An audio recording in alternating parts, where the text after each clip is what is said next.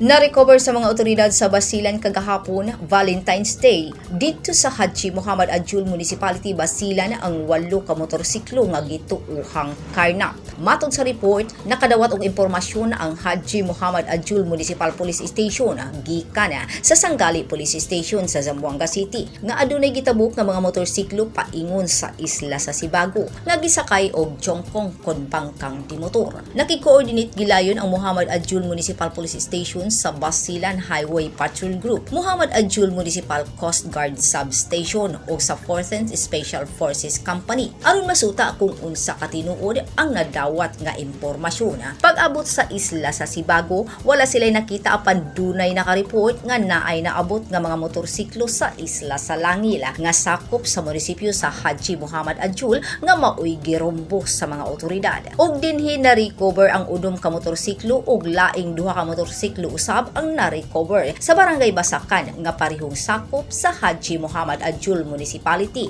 nga pulos gipang abandona. Ang mga na-recover nga mga motorsiklo gidala na sa Haji Muhammad Adjul Police Station sa Barangay Tuburan proper alang sa dokumentasyon. Walay nasikop nga mga responsable sa karnap ang mga pulis ug Coast Guard atol sa operasyon.